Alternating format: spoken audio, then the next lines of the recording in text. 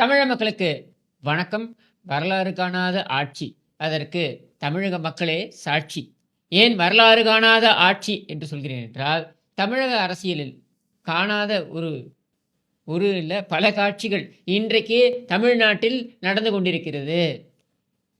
தமிழ்நாட்டில் இதுவரையில் விவசாயிகள் என்று எடுத்துக்கொண்டால், விவசாயிகள் மீது துப்பாக்கிச்சூடு என்பது நடந்திருக்கிறது.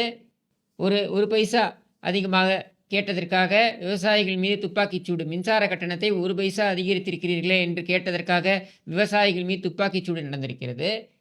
விவசாயிகளை போராட்டம் நடத்தக்கூடிய விவசாயிகளை கைது செய்யக்கூடிய வரலாறு நடந்திருக்கிறது. விவசாயிகள் மீது அந்த லத்தி சார்ஜுன்னு சொல்லுவாங்களே, தடியடி, அதுவும் நடந்திருக்கிறது. இதெல்லாம் நடந்திருக்கிறது. ஏன் விவசாயிகளை, அந்த கூலிக்கு வேலை செய்யக்கூடிய விவசாயிகளை, அந்த கீழ்வெண்மணி கலவரம் நம்ம எல்லாருக்குமே தெரியும். அங்கே கலவரம் இல்லை, அந்த வன்முறை, அந்த கீழ்வெண்மணி வன்முறையில் விவசாயிகள் கொல்லப்பட்டது. இந்த விஷயம் கூட நடந்திருக்கு. ஆனால் விவசாயிகளை கொச்சைப்படுத்தியது என்றால் அது இந்த ஆட்சியில் தான் நடந்திருக்கிறது. எப்படி மேல்மாவில், அந்த திருவண்ணாமலை பகுதியில் மேல்மாவில் அங்கே வரக்கூடிய அந்த தொழிற்கூடத்திற்கு எதிராக, தொழிற்பேட்டைக்கு எதிராக போராடினார்கள் என்ற ஒரே காரணத்திற்காக அந்த விவசாயிகள் மீது விபச்சார வழக்கு போடப்பட்டது. ஒரு விவசாயியை அவன் கொலை செய்யப்பட்டால் கூட, ஏன்னா ஒரு விவசாயி உச்சபட்சமாக என்ன செய்வான்னு பார்த்துருக்கோம் நம்ம. அவருடைய இயலாமை, அந்த இயலாமையை வெளிப்படுத்துவதற்கு அவன் தற்கொலை கூட செஞ்சுப்பான், தன்னுடைய உயிரை மாய்த்து கொள்வான். இத்தனை பேருக்கு சோறு போடக்கூடிய அந்த விவசாயி தனக்கு ஒரு இயலாமை என்று வரும்பொழுது தன்னுடைய உயிரை கூட மாய்த்து கொள்வான். ஆனால் வன்முறையில் ஒரு காலம் இறங்க மாட்டான். அப்படிப்பட்ட ஒரு விவசாயியை நீ விபச்சார வழக்கில் போடுற. இது வரலாறுலேயே நடக்காத கதை. இது இன்றைக்கு இந்த ஸ்டாலின் ஆட்சியில், இந்த கேவலமான ஸ்டாலின் ஆட்சியில், இந்த கேவலப்பட்ட திமுக ஆட்சியில், இந்த விடியா ஆட்சியில் நடந்திருக்கிறது. அதுபோல் ஒரு காவல்துறை அதிகாரி ஒரு புகாரை கொடுக்கிறார். ஒரு காவல்துறை அதிகாரி ஒரு புகாரை கொடுக்கக்கூடிய ஒரு நிலையை ஏற்பட்டிருக்கக்கூடாது. ஆனால் ஒரு காவல்துறை அதிகாரி ஒரு புகாரை பதிவு செய்கிறார். என்னென்னு பதிவு செய்கிறார்? அவங்களுடைய கட்சி, அதாவது ஆளும் கட்சியுடைய அத்துமீறல்கள் எங்கே நடக்கும்ன்றதை பாருங்கள்.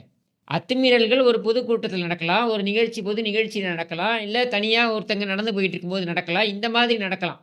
ஆனால் ஒரு ஆளும் கட்சியுடைய மகளிர் உரிமைக்காக போராடக்கூடிய ஒரு கூட்டத்தில் அந்த மகளிரணி தலைவிக்கு முன்னாலேயே ஒரு அத்துமீறல் நடைபெறுகிறது. இந்த கட்சியுடைய பொறுக்கிகளால் அது நடைபெறுகிறது என்கிற பொழுது, ஒரு காவல்துறை அதிகாரிக்கு அது நடக்கிறதுங்கிற பொழுது, அந்த காவல்துறை அதிகாரி போய் புகாரை கொடுத்தால் அந்த புகாரை வாபஸ் வாங்க சொல்லி அவருக்கு நிர்பந்தத்தை கொடுக்கிறார்கள். இந்த வினோதம் எங்கேயாவது நடந்திருக்குமா?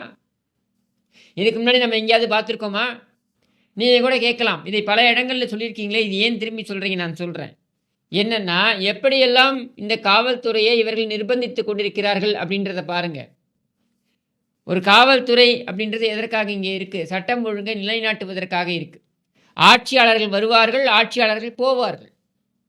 இன்றைக்கு ஒரு ஆட்சி இருக்கும், நாளைக்கு ஒரு ஆட்சி வரும், நாளை மறுநாள் வேறு ஒரு ஆட்சி வரும். ஆனால் காவல்துறையினர் என்பவர்கள் நிரந்தரம். அவர்கள் பணியை முடிக்கிற வரைக்கும் அவர்கள் நிரந்தரம். ஏன் ஒரு ரிட்டையர்டு போலீஸ் ஆஃபீஸர்னாலே நம்ம எப்படி பார்க்குறோம்?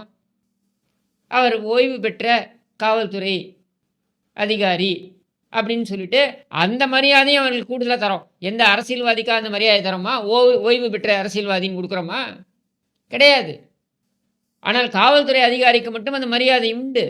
அப்படின்னும் பொழுது அந்த மாண்பை குலைக்கின்ற வகையில் ஒரு காவல்துறை அதிகாரி ஒரு கம்ப்ளைண்ட்டை வாபஸ் வாங்க வேண்டும். ஒரு காவல்துறை அதிகாரியே ஒரு கம்ப்ளைண்ட்டை வாபஸ் வாங்க வேண்டும் என்று நிர்பந்திக்கப்படுகிறார் என்றால், ஒரு சாமானியர் கொண்டு போய் ஒரு புகாரை கொடுத்தார், அவருக்கு என்ன மரியாதை இந்த ஆட்சியில் இருக்கும்ன்றதை நீங்கள் யோசிச்சு பாருங்க. அதுவும் அந்த சாமானியர் இந்த ஆளும் கட்சியில் இருக்கக்கூடிய பொறுக்கிகளுக்கு எதிராக கொடுத்தால் என்ன மரியாதை இருக்கும்ன்றதை யோசிச்சு பாருங்க, என்ன பாதுகாப்பு இருக்கும்ன்றதை யோசிச்சு பாருங்க. இத்தகைய சூழலில் தான் இன்னொரு சம்பவம் நடைபெறுகிறது. என்ன? ஒரு காவல் நிலையத்துக்குள்ளேயே பூந்து, அதாவது இவங்க கட்சிக்குள்ளே இருக்கக்கூடிய சண்டையை ஒரு காவல் நிலையத்திற்குள் புகுந்து 2 பெண் காவல் அதிகாரிகள் மீது தாக்குதல், ஒரு கை உடைக்கப்படுகிறது. இது திருச்சியில் நடக்குது. இப்படி சொல்லிக்கிட்டே போகலாம்.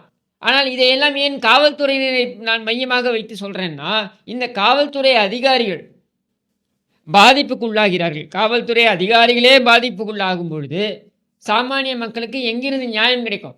அப்படியே நியாயம் கிடைக்க வேண்டும் என்று துணிந்து யாராவது போய் சொன்னால் அவங்களுடைய புகாரையே, அதாவது அந்த புகார் காப்பியே அப்படியே வெளியிடுவீங்க. அது பெண்ணாக இருந்தால் அவர் தலைகுனிய வேண்டும். அவர் இனிமேல் வெளியில் பேசவே கூடாது. இது மாதிரி எந்த பெண்களும் வேறு யாரும் பேசக்கூடாது என்று அப்படியான ஒரு சூழலை தானே ஏற்படுத்தி வச்சுருக்கீங்க. இனி பாதிக்கப்பட்ட எந்த பெண் உங்கள்கிட்ட காவல்துறையில் கொடுப்பாங்க, புகாரை கொடுப்பாங்க. அதே போல் தன்னுடைய மகள், இது எவ்வளவு கேவலம். தன்னுடைய மகள் பாலியல் குற்றத்திற்கு ஆளாக்கப்பட்டிருக்கிறார். ஒரு சிறுமி அதற்காக நியாயம் கேட்டு போன தாய் தந்தையரை தாக்கியிருக்கிறார்கள் அயோக்கியர்கள். அது தாக்கியது மட்டும் இல்லாமல் அந்த புகாரை மேலும் நடவடிக்கை எடுக்காமல் தாமதித்திருக்கிறார்கள் அப்படின்னு சொன்னதுக்கப்புறம் இவங்க உச்சநீதிமன்றம் வரைக்கும் போகிறாங்க. எதுக்கு? விசாரணை அமைக்கக்கூடாது, விசாரணை சிபிஐக்கு போகக்கூடாது என்று உச்சநீதிமன்றம் வரைக்கும் போய் கூட்டு வாங்கி அதற்கு பின்னர் இப்பொழுது ஒருவரை கைது செய்திருக்கிறார்கள். யார்? காவல்துறை அதிகாரியே கைது செய்திருக்கிறார். காவல்துறை அதிகாரியே கைது செய்யப்பட்டிருக்கிறார். இந்த சூழலில் அண்ணா பல்கலைக்கழகத்தின் கதையை நம்ம பார்த்தோம். அந்த அண்ணா பல்கலைக்கழகத்தில் இந்த புகாரை கொடுக்கக்கூடிய அந்த பெண் எவ்வளவு யோசித்திருப்பார். ஏன்னா அவன் திமுக கொடி பொருத்திய காரில் வந்தவன் தான், திமுக கும்பலுடன் சேர்ந்து இருப்பவன் தான், திமுக மாநாட்டில் இடம்பெற்றவன் தான். இதில் பார்த்தீங்கன்னா திமுக கொடியை, அதாவது படையப்பா படத்தில் வரும் தெரியுமா, மாப்பிள்ளை நான் கிடையாது ஆனால் சட்டம் என்னோடது, அவர் போட்டிருக்க சட்டம் என்னோடதுன்ற மாதிரி திமுக கொடி பொருத்திய கார். இந்த திமுக கொடி பொருத்திய காரை யார் வேண்டுமானாலும் பயன்படுத்தி இருக்கலாம். அவர்கள் திமுகவில் இருக்க வேண்டும் என்ற அவசியம் கிடையாது. அதுக்கப்புறம் பார்த்தீங்கன்னா அவர் திமுக உறுப்பினரே கிடையாது, திமுகவுக்கு அவருக்கும் எந்த சம்பந்தமும் கிடையாது. ஆனால் சட்டமன்றத்தில் முதலமைச்சர் என்ன சொல்கிறார்? அவர் திமுக அனுதாபி. இது எப்படி இருக்கு? திமுக அனுதாபி, திமுக உறுப்பினர், இந்த வித்தியாசம் என்ன? மாட்டிக்காம ஒரு குற்றச்செயலை செய்பவன் திமுக உறுப்பினர், மாட்டிக்கொள்ளும் அளவிற்கு ஒரு குற்றச்செயலை செய்பவன் திமுக அனுதாபி.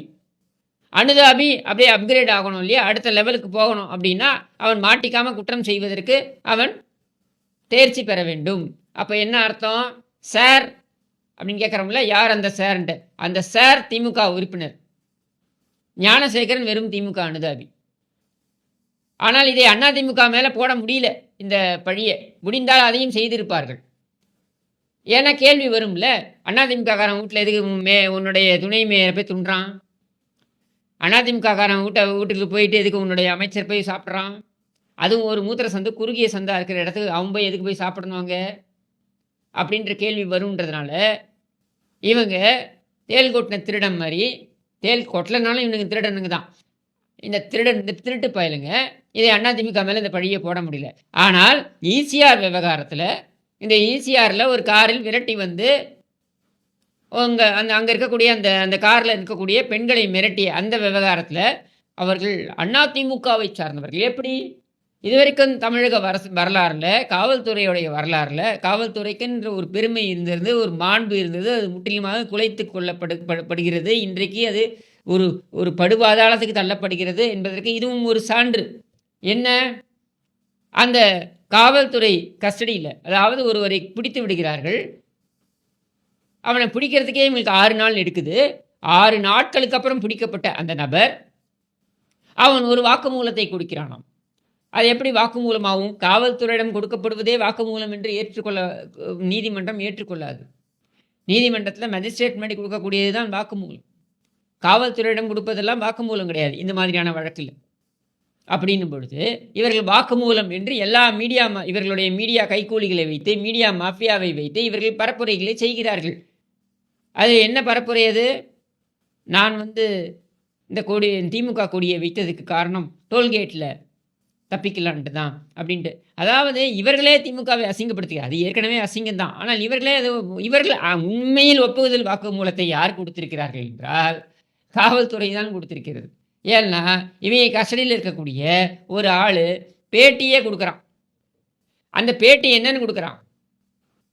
நாங்கள் திமுக கொடி பொருத்திய கார் இருந்தால் நாங்கள் டோல்கேட்டில் பணம் கொடுக்காமல் செல்லலாம், பொருத்திய கார் இருந்தால் நாங்கள் பெண்களை துரத்தி கொண்டு போகலாம், திமுக கொடி பொருத்திய கார் இருந்தால் நாங்கள் பல்கலைக்கழகத்திற்குள்ளேயே நுழைந்து பாலியல் குற்றத்தில் ஈடுபடலாம்.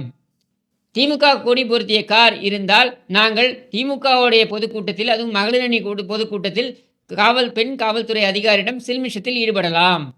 திமுக கொடி பொருத்தப்பட்ட கார் இருந்தால் நாங்கள் காவல் நிலையத்திற்குள்ளேயே சென்று காவலருடைய காலையே உடைக்கலாம். இதெல்லாமே எங்களுக்கு கொடுக்கின்ற அனுமதி.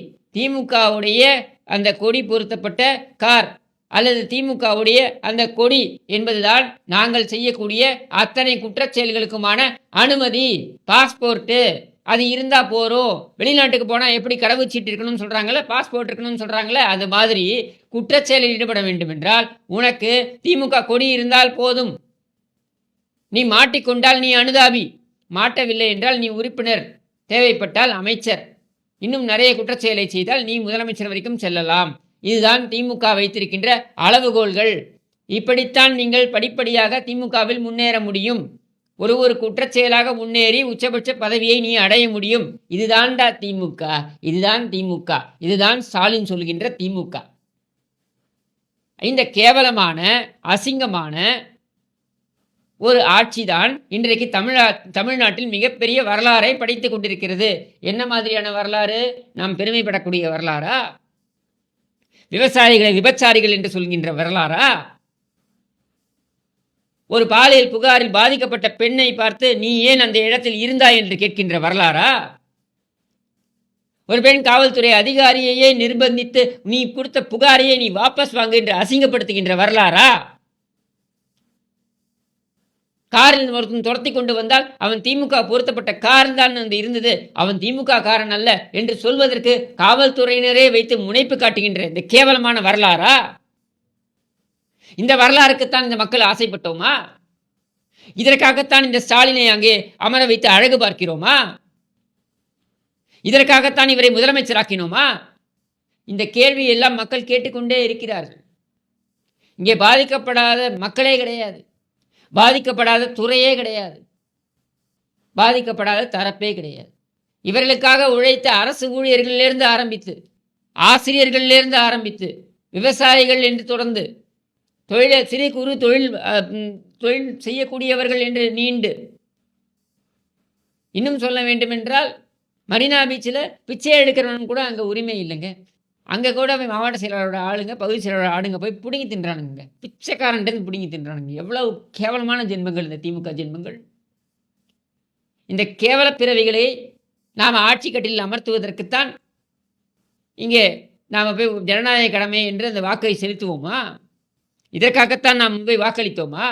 இந்த கேள்வியெல்லாம் மக்களை பார்த்து நாம் கேட்டுக்கொண்டே இருக்க வேண்டும். ஏன்னா எந்த தகுதியும் இல்லாமல் ஒருவன் உட்கார்ந்து அவன் என்ன சொல்கிறான்? பவரே இல்லாத சாமியாக ஆகிவிட்டார் எடப்பாடி பழனிசாமி. யார்? இந்த உதவாநிதி. நான் கேட்குறேன், உனக்கு பவர் எப்படி வந்தது? உனக்கு என்ன தகுதி இருக்குன்னு பவர் வந்தது? யாரோ ஒருத்தனுக்கு பிறந்த இந்த ஒரு தகுதியை தவிர்த்து, முக ஸ்டாலினுக்கு பிறந்தாய் என்ற ஒரு தகுதியை தவிர்த்து உனக்கு வேற என்ன தகுதி இருக்கிறது? வேற என்ன தகுதியை பெற்றுக்கொண்டு நீ இன்றைக்கு துணை முதலமைச்சர் என்று அமர்ந்து கொண்டிருக்கிறாய்? கேட்டால் நான் எம்எல்ஏ என்று சொல்வாய். நீ எம்எல்ஏ எப்படி ஆன? உன் கட்சியில் தகுதி வாய்ந்தவன் நீ என்பதற்காக நீ எம்எல்ஏ வேட்பாளராக நிறுத்தப்பட்டாயா? அங்கும் நீ முக ஸ்டாலினுக்கு பிறந்தாய் என்கிற ஒரே காரணத்திற்காகத்தான் நீ வேட்பாளராக நிறுத்தப்பட்டாய். அதனால் நீ எம்எல்ஏ ஆனாய், அதனால் நீ அமைச்சரும் ஆனாய். இன்றைக்கு துணை முதலமைச்சராக உட்கார்ந்துருக்க. இவ்வளவுதான். இதில் என்ன பெரிய பெருமை? இதில் என்ன நீ மற்றவனை பார்த்து சொல்கிற? நான் கேட்குறேன், எது இதில் பெருமைப்படுறதுக்கு ஒரு விவஸ்தை இல்லையா? 2வது ஆட்டம் சினிமாவுக்கு போகாதவனு கூட தான் குழந்தை பிறக்குது. இதெல்லாம் ஒரு தகுதியா? இன்னாருக்கு நான் பிறந்து விட்டேன் என்பதெல்லாம் ஒரு தகுதியா நீ சொல்லிட்டு வரியே? உனக்கு வெக்கம் இல்லையா? உனக்கு மானம் இல்லையா?